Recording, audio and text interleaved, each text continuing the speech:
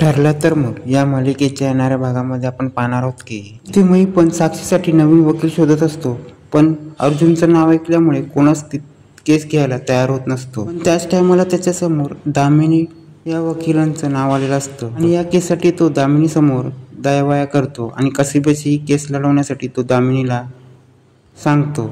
पण इथे दामिनीला समजतं की हे सगळं महिपतने केलेलं असं सगळं खोटं असतं. महिपतने केलेलं सगळं खोटं असतं आणि तो खोटी बळाचा वापर करून ही केस जिंकायचा प्रयत्न करत असतो. पण अर्जुनला कॅफेमधली CCTV फुटेज मिळालेला असतो, त्यामुळे केस ही अर्जुनच्या पारड्यात गेलेली असते. त्यामुळे खून होण्यापूर्वीचा कॅफेमधलं CCTV फुटेज हे खूप महत्त्वाचे असते. त्यामुळे तो कधी हा पुरावा कोर्टात सादर करेल तो उत्सुक झालेला असतो. आणि मधुभाऊंची गद्दारी करून प्रियाने साक्षी आणि महिपतला कशी साथ दिली ते दिसण्यात येत असतं. आणि सुभेदार कुटुंबातील सगळ्यांना वाटत असते की प्रिया किती साजवळ आणि सुसंस्कृत सून आहे. त्यामुळे ती प्रियाचा उधोधो करत असतात आणि सायलीचा राग करत असतात. प्रियाने सगळ्यांच्या मनात बिंबवलं असतं की सायली चांगली नाही आणि सायली खोटी आहे. सायली कशी आश्रमात खोटी वागत असते हे सगळं प्रियाने सुभेदार कुटुंबाला सांगितलेलं असतं. पण त्यानंतर आता या एका CCTV फुटेजमुळे पण आता कॅफेमधील CCTV फुटेजमुळे आता प्रिया तन्वीचा खोटा चेहरा सगळ्यांसमोर येणार असतो.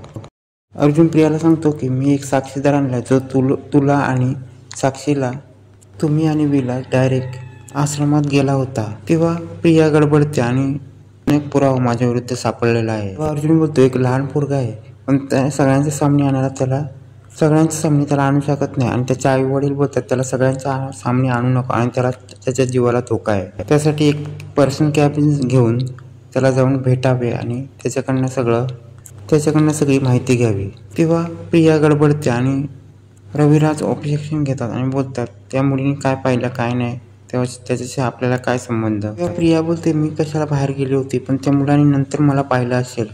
तेव्हा अर्जुन बोलतो तुम्ही साक्षीला भेटायचं नाही, पण मला एका सूत्राने समजलंय की तुम्ही MK कॉफीमध्ये तुम्ही तिला भेटायचा. तेव्हा प्रिया गडबडते आणि बोलते MK मधील कॉफी नाही, त्या कॉफीमध्ये तर मी कधी गेलेच नाही. तेव्हा अर्जुन बोलतो मी तुम्हाला आता तिकडचा पेनड्राईव्ह मधला CCTV फुटेज दाखवतो. तेव्हा अर्जुन बोलतो या पेनड्राईव्ह मध्ये MK कॉफीमधील खून व्हायच्या अगोदरचे फुटेज आहेत. मग MK रोडवरील 2 वर्षापूर्वीचं खुनाच्या अगोदरचं CCTV फुटेज दाखवलं जातं. मग त्या CCTV फुटेजमध्ये साक्षी आणि प्रिया एकमेकाला गळाभेट देत असतात आणि साक्षी प्रियाला पैसे देत असते. मग हा फुटेज बघितल्यानंतर प्रिया चांगलीच गडबडते आणि बोलते सगळं संपलं आता. आणि ती मनातल्या मनात बोलत असते या सगळ्या प्रकरणात वाचवण्याचा प्रयत्न करत होती मी, आता हा सगळा प्रयत्न आता माझा फसला आहे.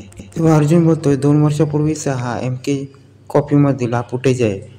साक्षी आणि प्रिया एकमेकाला गळाभेट देतात आणि साक्षी प्रियाला पैसे देत आहे. तेव्हा अर्जुन बोलतो या दोघांमध्ये काहीतरी व्यावहारिक नातं आहे हे दिसत आहे. प्रिया बोलते हे कसं शक्य आहे, ती मला कशावरून पैसे देते. तेव्हा अर्जुन बोलतो ती कुठल्या तरी कारणावरून तिला तुम्हाला पैसे देत आहे आणि त्याच्या मागे कुठला तरी मोटिव्ह असेल.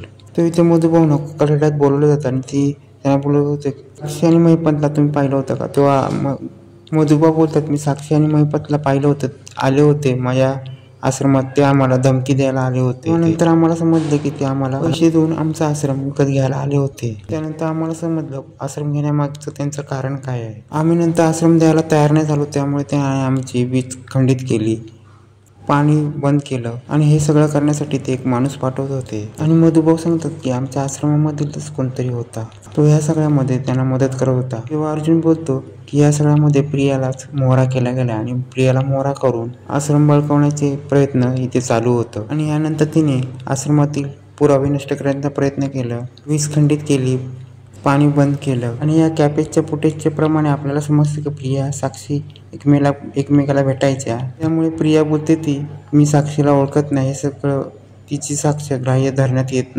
नसावी. त्यामुळे प्रिया ही साक्षीला सपोर्ट करते, सगळ्यांसमोर आलेलं असतं. त्यानंतर प्रिया ही खरी तन्वी नाही हे पण आता सगळ्यांना वाटायला लागलं असतं. त्यानंतर CCTV फुटेज खरं आहे का खोटं आहे त्याची सत्यता पाळली जाते.